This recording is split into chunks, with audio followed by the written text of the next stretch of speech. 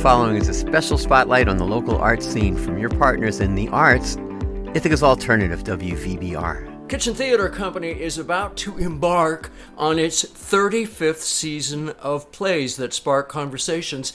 Just to take a moment to acknowledge that. Here to talk about the season and its first production is Emily Jackson, producing artistic director of Kitchen Theater Company and the director of Bad Books. Welcome, Emily. Hi there, how are you? Good. So, Bad Books. This doesn't have to do with the quality of the writing, I'm assuming. No, it is a story about a mother who walks into a library and says to the librarian, please take that book off the shelf. Why is my 15-year-old son being given that book? So it is a bad book in the sense of the potential content of that story. And some other types of bad books you learn through the play, a couple of surprising things, and why that mother might really feel strongly that books have impact, and why it should be a parent's right to choose what her child reads. Seems like the characters in this play, as I read it, listen very carefully to each other, and they kind of adapt their responses accordingly. And both characters get a chance to tell their truth with great commitment, great clarity, as well as with hilarity. How's this evolving in rehearsal? Oh, I mean, this is such a special play because it is so funny. It's sort of raucously funny for the first 20 minutes or so, and that's what I grabbed onto when I was reading it in the first place. But because they are so held in their beliefs, the mother and the librarian, they're really able to articulate two sides of a fairly black and white issue and really bring us, the audience, along for the ride of gray, of what do we think, whose side are we on, what side are we on as people. And in rehearsal, it's really a matter, I think, of finding where they're listening and what their expectations are to start, right? The mother walks in not gunning for a fight, but walks in and expects that the librarian will say, yes, I totally understand. That makes sense that you don't want your son reading that book. Of course, I'll just take that off the shelf. And the librarian says, what do you mean you want me to take that off the shelf?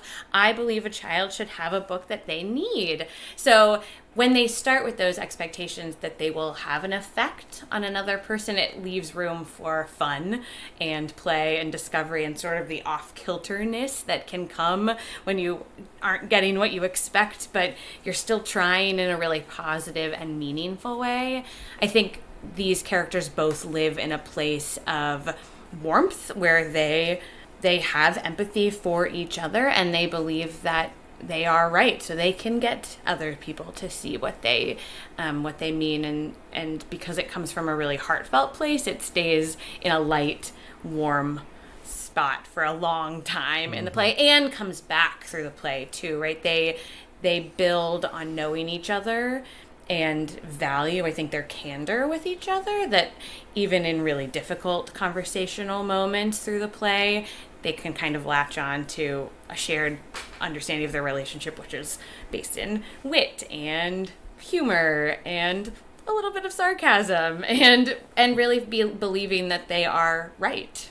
Let me pick up on that. This kind of debate sometimes polarizes them, and it causes them to demonize their opponents. And this play, as you've just been talking about, seems to humanize them. I would absolutely agree. I mean, I think the other reason I was interested in this play is because my children are so young. I haven't come up against these questions as a parent yet. I don't know what my own line will be when a teacher or another parent or another professional says, this is what you should do for your kid. I'm like, oh, that's something that I'm going to have to grapple with, not in too distant of a future, but haven't yet. And so I think for me, starting that point already puts it in a superhuman place, and it really gives us a full view of these people with depth. I think that's also part of the polarization, that when you don't understand all the other questions underneath the surface, it's very easy to say, no, that's right, no, that's wrong. But through the first half of this play, the mother especially is sharing pieces of her life that build empathy, both for the librarian who she's interacting with, but also for the audience. And the same is true of the librarian. You think, oh, she's definitely just this kind of person, but she's very nuanced. It's very deep and complex to grapple with another person right in front of you who you kind of can't leave and say, well, I have to still get my point across. So the end of this play really showcases what it means to agree to disagree in a really meaningful and productive and respectful way, and also be shifted in some sense. They're both changed by the end of the play by the events that happen in the play, and I think they both come to the other side of that black and white by listening to each other, experiencing the other person's humanity, and seeing just a little bit where they're coming from. Kitchen Theater Company is partnering with a couple of partners. Can you talk about that briefly? Yeah, our community partner for the play is Buffalo Street Books, our wonderful independently owned bookstore, one of them here in town. I knew they were a great partner because in their window display on Buffalo is a banned books display. I thought, oh, I gotta call them. And so I think they're really excited. They'll be doing a pop-up store in our lobby and some other cool things.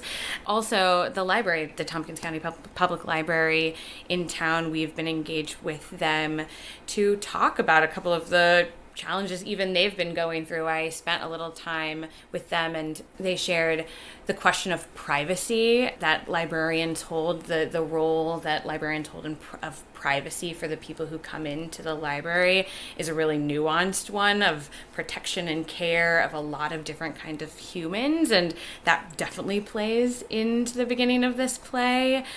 And also, it's so clear in this show, and I think in our own library, that libraries are very much community gathering spaces. Any person is welcome in a library, and the libraries are for all people. So what does that mean in practice? Who's walking through those doors on a daily basis? Who comes in only occasionally?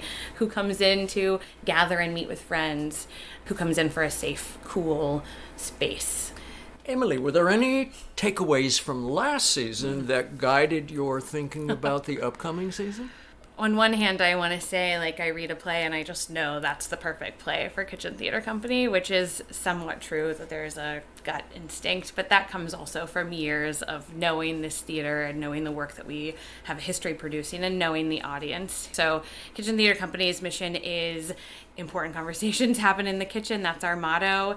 These plays fill that to a T. I mean, this play, Bad Books, is certainly about censorship and parents' rights and has a lot of depth to it. King James is friendship and fandom. These two guys who are really trying to get to know each other and who stay friends over 12 years, which is kind of an amazing journey to go on with them. Even Reindeer Sessions, which is our holiday play, which will star Erica Steenhagen and Carl Gregory, will be light and silly, but has a lot of hope and warmth and complexity in it by the end.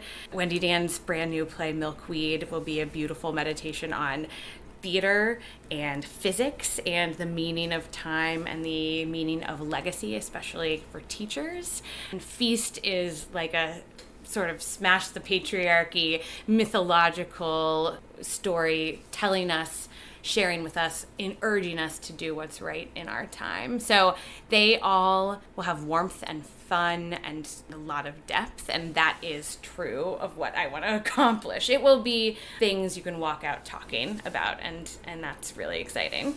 4 of the 5 plays we're producing, we're licensing directly with the playwright or their agent and not a licensing house, which is really an exciting thing to be doing.